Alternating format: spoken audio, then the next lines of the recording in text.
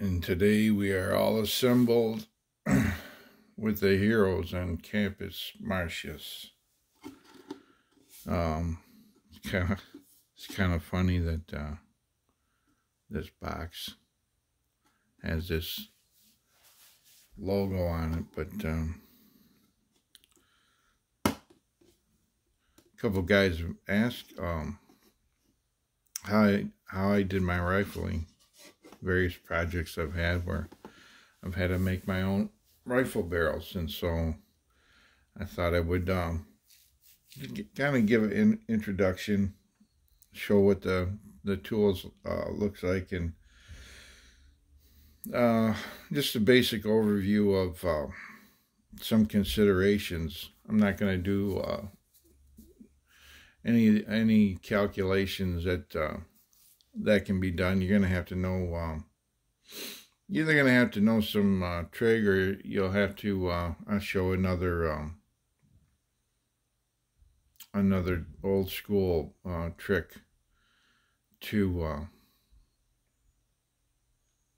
get around that somewhat, and to get your to set your twist rate. The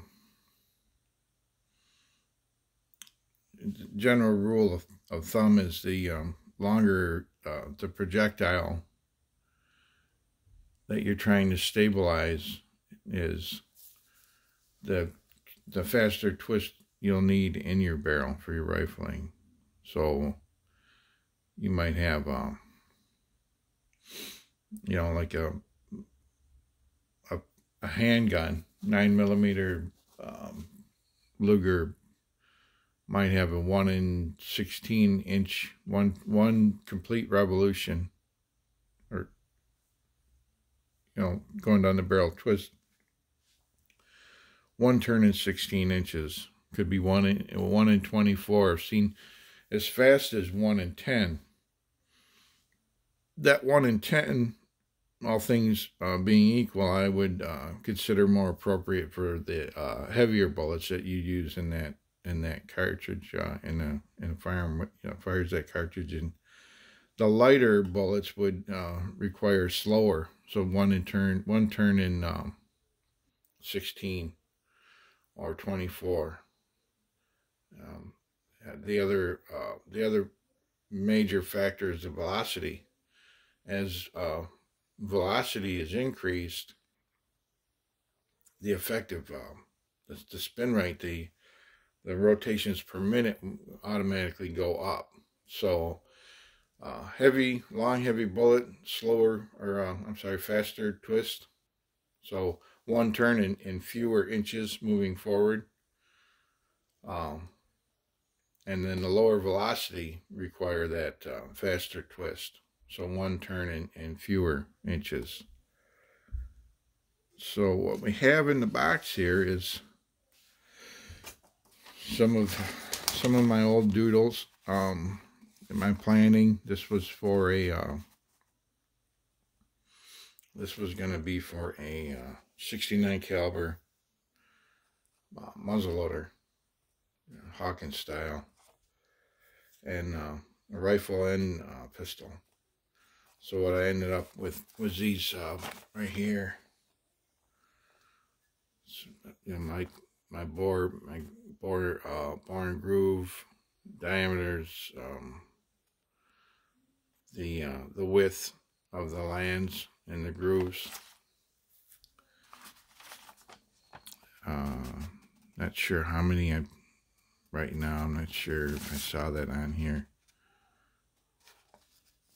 Maybe 8. Might have been 8. 8 lands and grooves. But I'd have to go back and go through this and figure it out.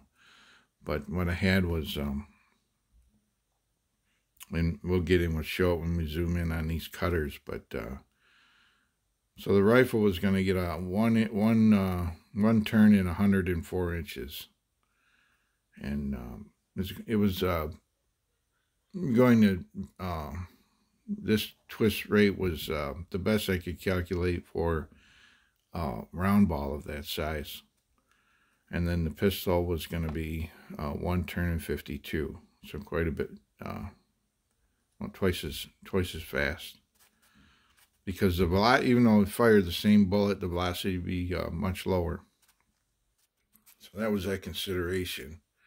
We can refer back to this here as we go, but here's the tool we're going to talk about. Here's one cutter, one, this is a, let's see if I can get focus and get some good light here. But this is one of the cutters. Let's see. This was one of the cutters. And the other cutter's already in the body here.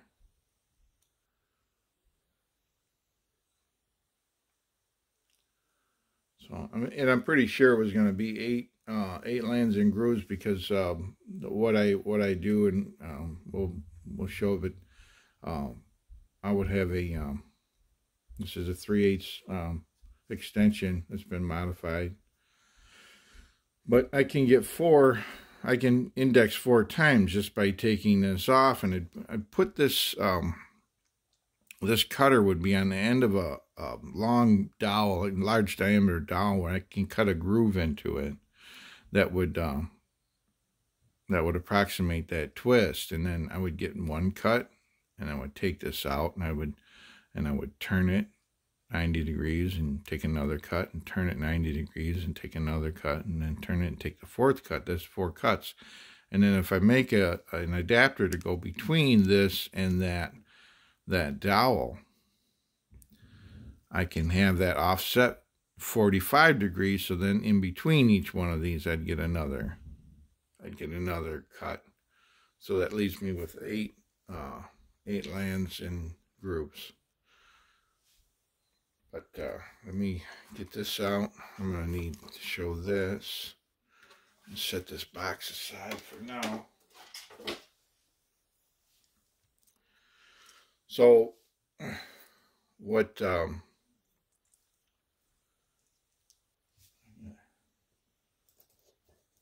have an Allen wrench for this, possibly for this set screw.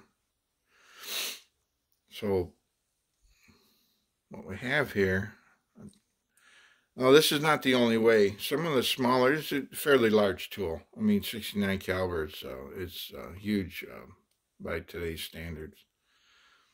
But it was going to be for a big game, muzzle loading big game rifle that can handle anything on this continent, and most everything on all the others. I have a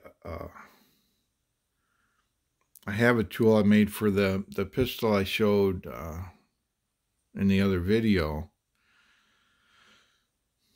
but it's at work, and we have this stay-at-home suggestion going on, so I'm going to go with that. I don't have a problem with that right now. So I modified this. There's a spot for a set screw.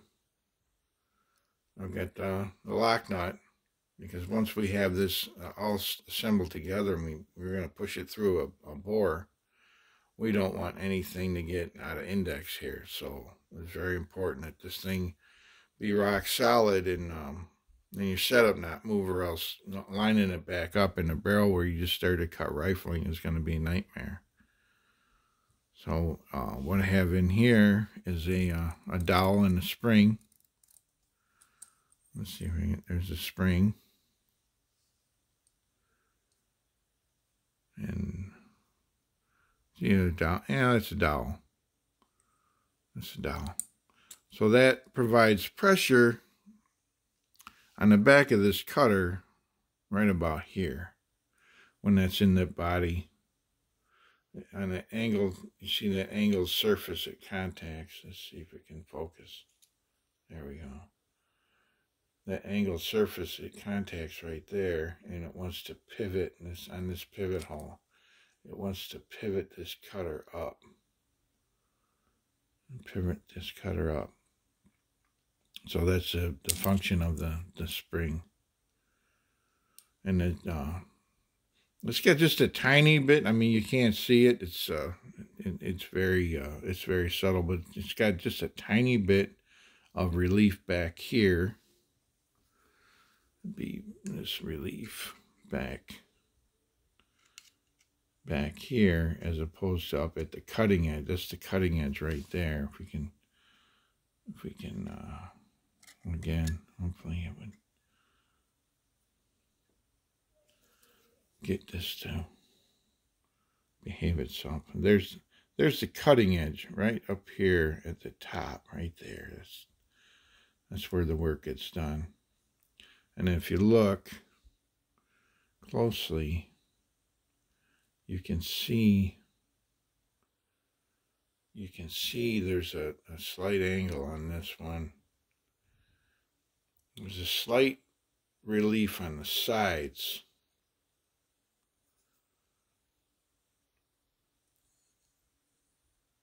An angle, so that the gap up. Let's see if we can get this get it to focus. This step up here from the side is more than back here, and if you look at this side, you see it's more of a step here than it is up here, where it just fades out. If we look at this cutter, oh, and by the way, the other thing about it, now I know looking at this was the cutter for the rifle. It goes right hand, so this exaggerating, because it's kind of hard to see, but this cutting edge is tipped on an angle like this, because this is going to go through the bore, and it's going to turn clockwise as viewed from the rear. So that's the right hand twist. The cutter that's in here for the pistol is going to be a left hand twist. And my reasoning for that at the time when I made this was the way that would turn that pistol in your hand. I saw an advantage to having it, torquing it. The rifle or the pistol has a torque reaction to the bullet going down the rifling. So I can see that this one, the cutting edge, is tipped this way. We can look in there closer. It's very slight. It's very slight. But it is there. You see that this cutting edge right here is on this, rather than being square, it's on this angle here. And that's so it can hit as it travels and it turns, it's confronting the material it's cutting with this cutting edge perpendicular to the path that the cutter takes. This cutter goes through and it rotates like that. So there's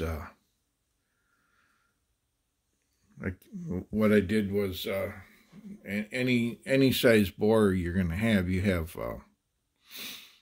your bore diameter, which is a little bit under bullet diameter, and then you have your groove diameter, which is at or just a little larger than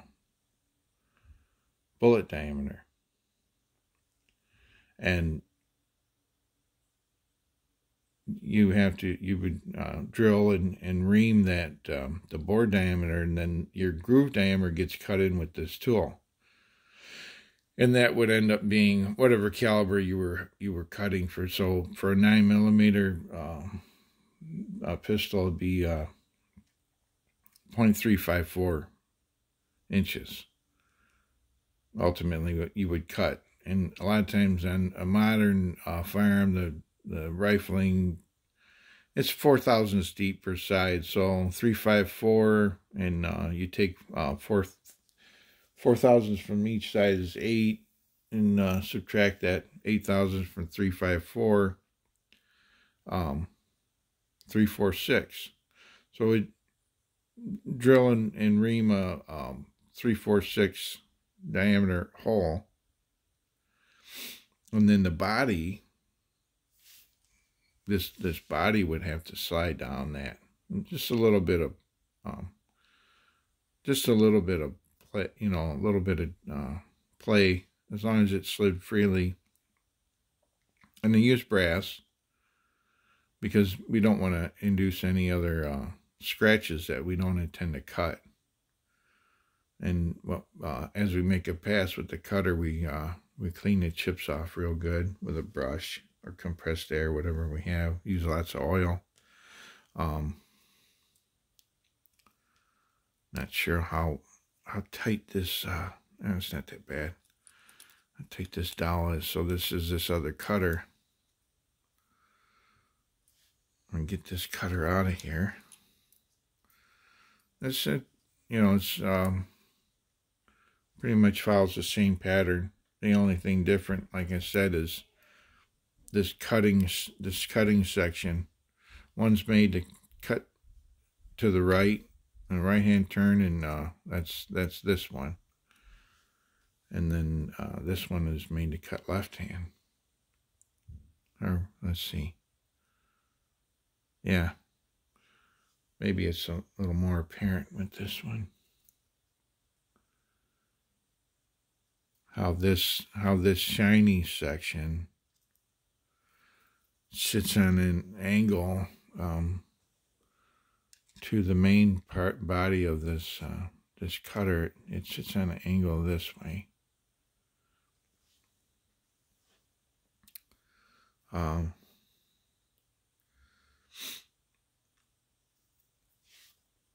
So, and we have this screw up in front, and the reason for that is we can set. Let me get this line back up and get this in here.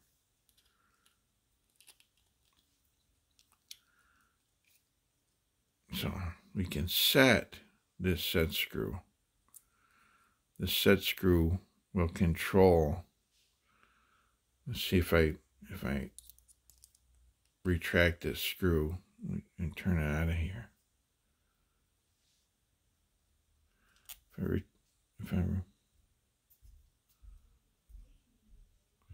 Maybe my background is too light. I don't have to work. Let's try this and get rid of this towel.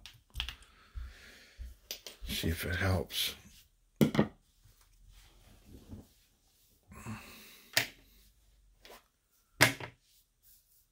That might help. Let's go with that for a while. Okay, so when we can take micrometers, or we can take calipers, and we can measure how this is set. We want, ideally, when this is cut to depth, when this has cut to as deep as we desire it, we want this trailing edge to start hitting, and then it basically shuts itself off. It won't take another cut inside a barrel because it's already cut that groove, and then this back edge comes up, and now it is higher than the leading cutting edge here. So there's not enough relief for it to take a cut. So what this screw does is we turn this screw in. And this is not necessary either. I mean, you can do this function can be done strictly with setting that, but a lot of things depend on how big of a bore you're gonna rifle, and how much room in this tool there is to add parts.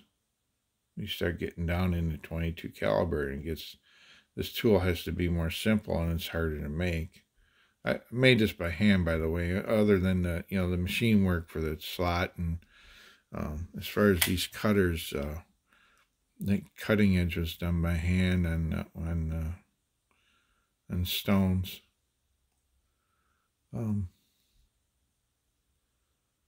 Until it cuts steel.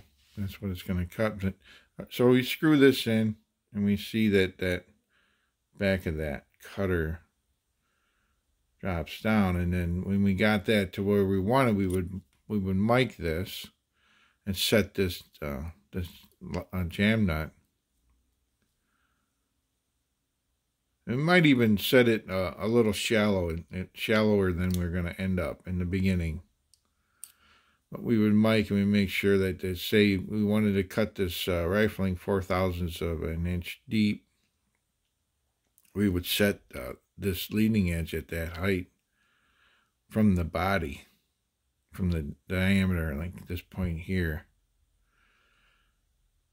And then we would mic it from the cutting edge to this other side, and it would be this bore diameter plus the 4/1000. And we cut the other side. That's another 4. There's 8. Brings us up to our desired total groove diameter. So the spring pressure from this plunger, as we said before, will push against that. We'll push against this cutter and give us our force as we. And I don't know, you might not be able to tell it there, but yeah, maybe. You see, I can push it down, it comes back up. That's what we want. We just want it to, enough force to be against the barrel that it's going to try to cut. And demonstrate a cut here. This is, I believe this was for molds and dies, like the Johnson shafting is what it's called. It's hard, but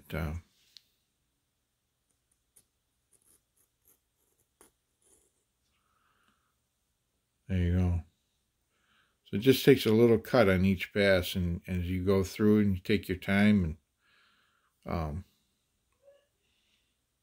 pass after pass after pass, and then finally you'll get the depth, and you just take a pass and wipe the cutter off and retract it, index it. Like we said, we index this and take a pass and index, keep going around and until it won't cut anymore, and then you measure it, and we'd slug it with a lead ball.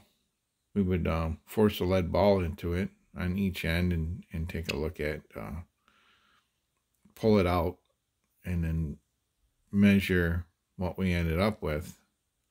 And then we might, if we wanted to remove more of the tooling marks, we'd take that slug, we'd form a lead slug on the end of a metal rod and put some lapping compound on it and run that lapping compound. Even toothpaste will do it. If polishing, you end up with a mirror bright bore. You wouldn't know it, if you look in the barrel that I made for that pistol, you wouldn't know it from commercially produced. You might, I don't know if you might, if you're kind of an expert in rifling barrels, but so that's the cutter, the tool, the cutter head. Screw this back in. Make sure that first I want to make sure that divot's lined up. Oh, gotta go deeper.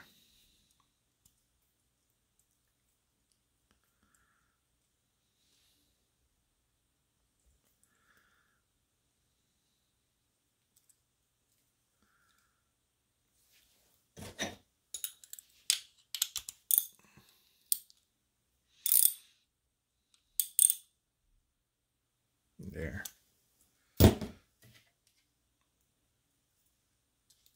Oh.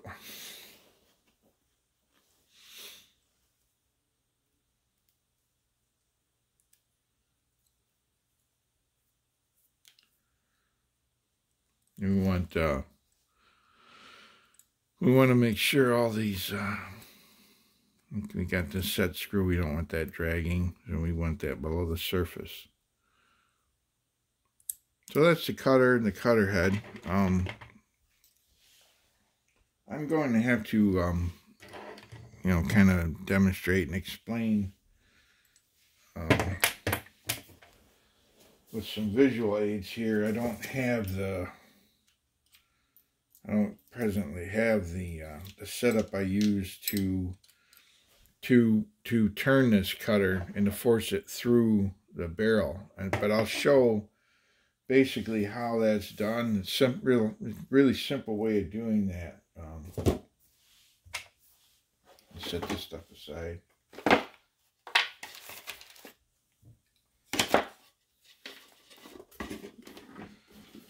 So what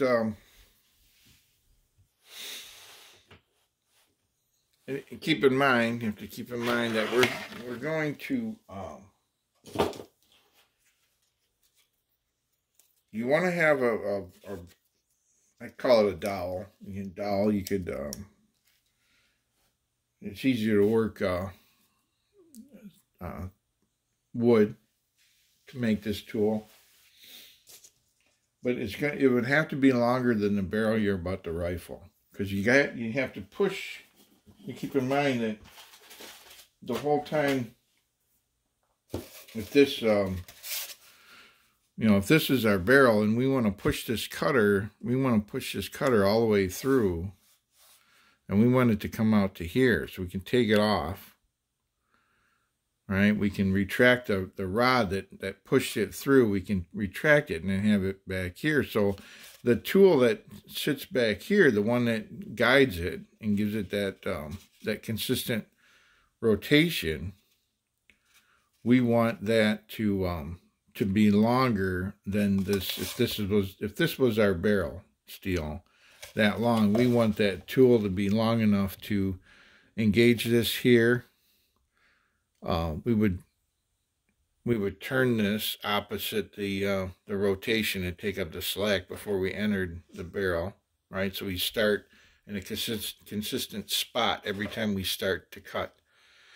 We want it long enough to go from here to push this all the way out this end here, and take it off and retract the rod without the cutter on it, if we can. So that's a consideration on the tool. So I got this to represent that tool and how one would go about